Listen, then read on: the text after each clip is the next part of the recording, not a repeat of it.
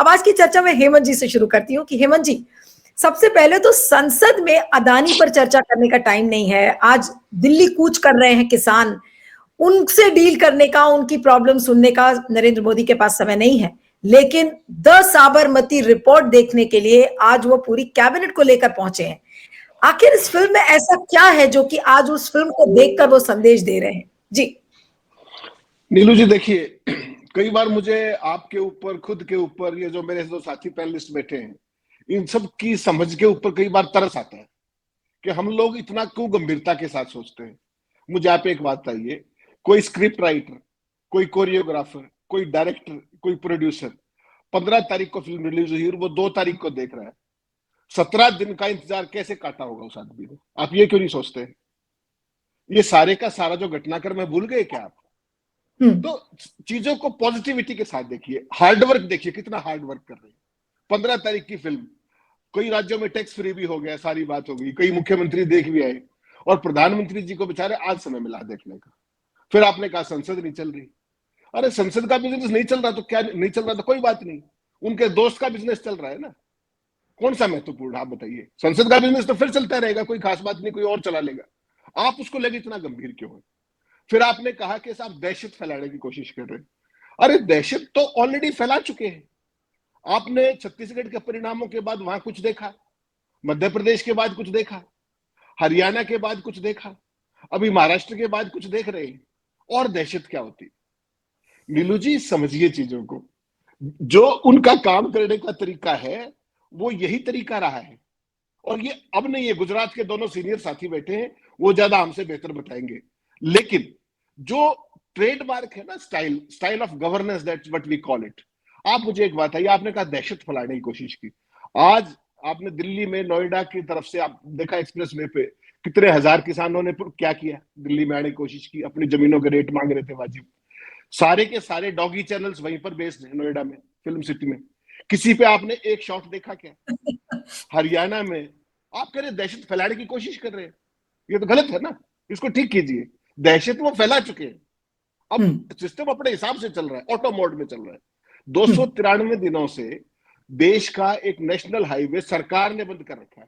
सरकार ने, दिल्ली से जो उधर जाता है, चंडीगढ़ और वो फर्दर आगे पंजाब, हिमाचल और सब कुछ, वो 293 दिनों से बंद पड़ा है।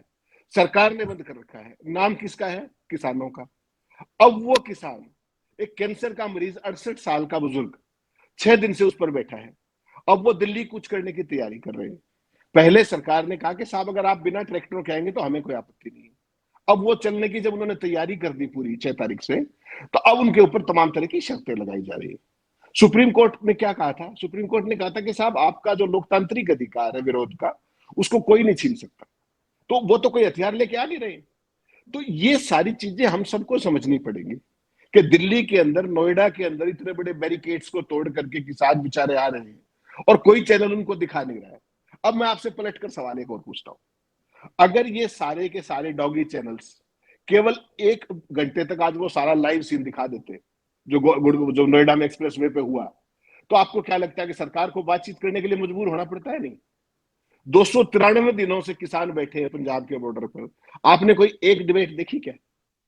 संसद नहीं चल रही है, उसके लिए निश्चित तौर पर 100% विपक्ष जिम्मेदार है। ये कोई से चैनल के टॉप इनसे पूछ लीजिए जो भांड बिठा रखे हैं वहां पर, उनके अपॉइंटमेंट भी यही करते हैं।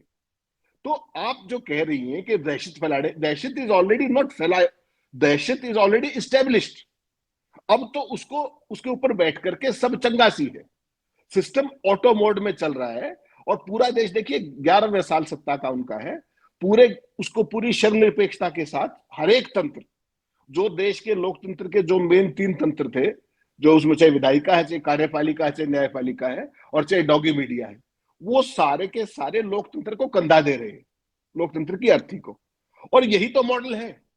आप फिल्म की बात कर रहे हैं, फिल्म तो लेट हो गई वो देखने में, 17वां दिन हाथ फिल्म रिलीज हुई। उनका तो जो फिल्म का हीरो है उसका नहीं पता आपको, उसने अगले साल फिल्मों से संन्यास लेने की भी घोषणा कर दी है बेचारे ने, इतनी जबरदस्त फिल्म के बाद। तो इनको एस्टेब्लिश करने की कुछ जरूरत नहीं है, इनके क्रेडेंशियल्स ऑलरेडी एस्टेब्लिश्ड है, इनका गवर्नेंस ऑलरेडी एस्टेब्लिश्ड है।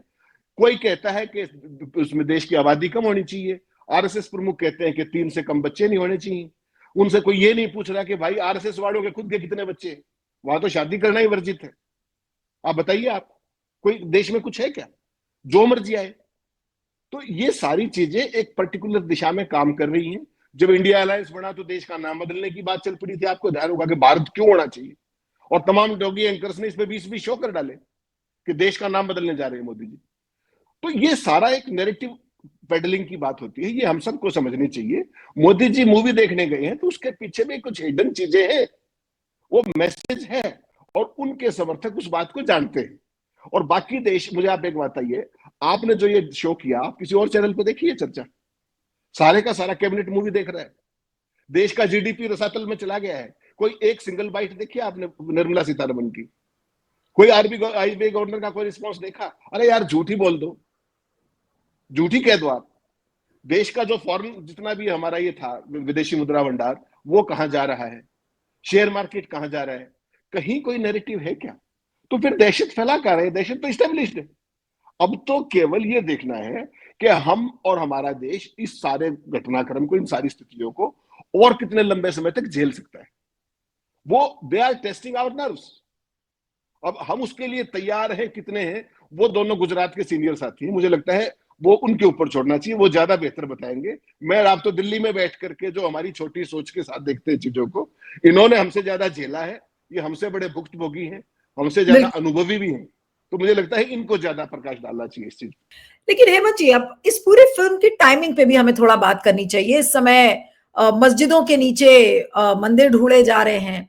उसके पहले आपने देखा था दरगाह दरगाह के नीचे मंदिर ढूंढे जा रहे हैं। सुप्रीम कोर्ट में आज ही एक याचिका भी दाखिल हुई है कि भाई आप इस तरीके के सर्वेक्षणों को आप उस पर रोक लगाइए।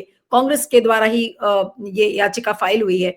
और ऐसे में ये गोधरा की फिल्म का रिलीज होना, प्रधानमंत्री मोदी का देखना, क्या ये जो कम्युनल पोलराइजेशन वाली जो बीजेपी की राजनीति है, और बहुत साफ शब्दों में अगर मैं पूछूं तो क्या आज प्रधानमंत्री नरेंद्र मोदी पूरे देश को ये संदेश दे रहे हैं कि भाई आगे जो आने वाले दिन हैं ये गोधरा जैसे ही होने वाले हैं, आप लोग तैयार हो जाइए? क्या एक कहीं ना कहीं एक अंडरलाइनिंग मैसेज आज उन्होंने दिया है कि आज क्योंकि गोधरा वाले जो घाव है, हरि भाई ठीक कह रहे थे कि भाई आप वो घाव भर गए थे, आप आज उन घाव को कुरेदने की कोशिश फिर से कर रहे हैं। उसकी क्या जरूरत पड़ रही है आज मोदी जी को? मतलब ये समझ में नहीं आ रहा इसके पीछे का लॉजिक। ठीक है, सत्ता में बने रहें, सब कुछ है, लेकिन इस हद तक आगे जाकर और इस चीज की बात करना, इसके पीछे क्या मैसेज है? पॉलिटिकल मैसेज की मैं बात कर रही हूँ। जी सर।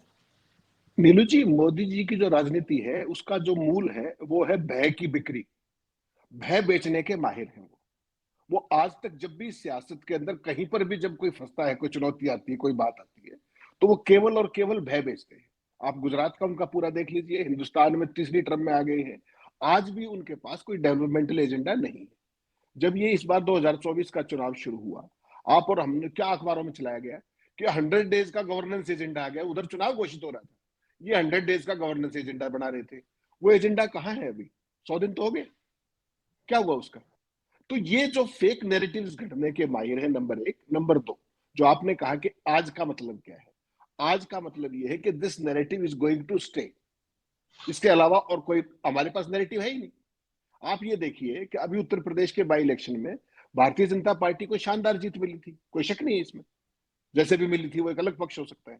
लेकिन उसी दिन संभल के अंदर क्या हुआ, तो क्या उसको पढ़ना बहुत मुश्किल है कि क्यों हुआ था वो?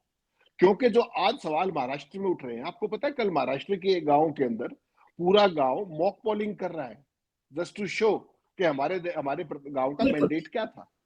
ये आपने कभी इस तरह के सीन्स देश में नहीं देखे होंगे। तो उसको काउंटर करने के लिए उन सारी चीजों को देखिए, आज कितने बड़े घटनाक्रम है। उधर से एक 68 साल का कैंसर से पीड़ित किसान नेता वहां पर बैठे हैं, डल्लेवाल साहब, उस पर भूख हड़ताल पे, आमरण अनशन पर। दिल्ली में किसान घुस रहे थे, संसद चल नहीं रही है, तो वैसे में सारी की सारी लाइमलाइट कैसे ली जाए?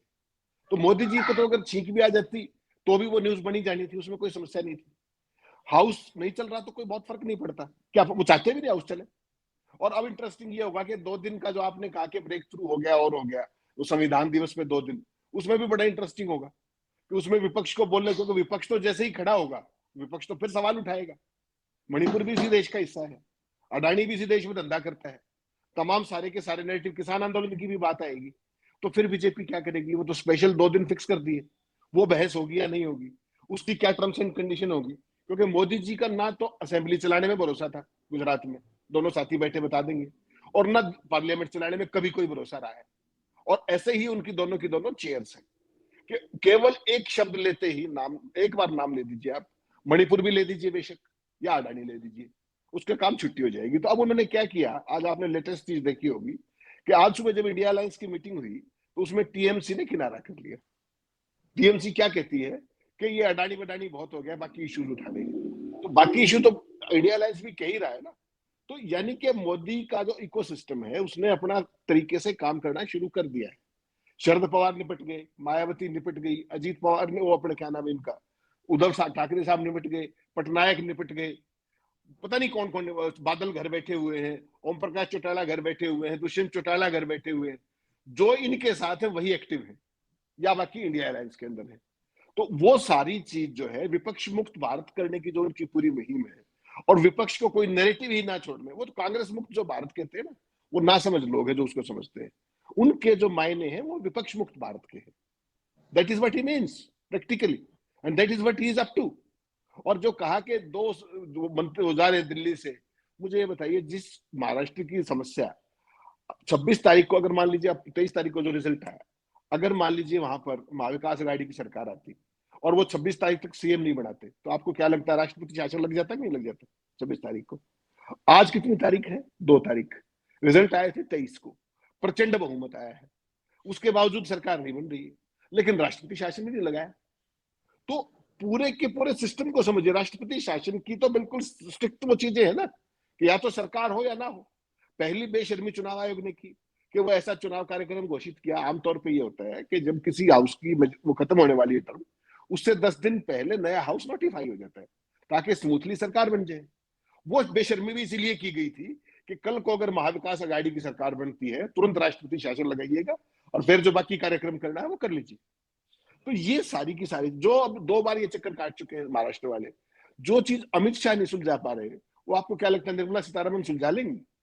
आपको लगता है ऐसा? Is she entitled to take any decision whatsoever? That is not the case. Case is to divert the attention of the country. Simple सी बात है। और Modi is a undisputed champion of all this.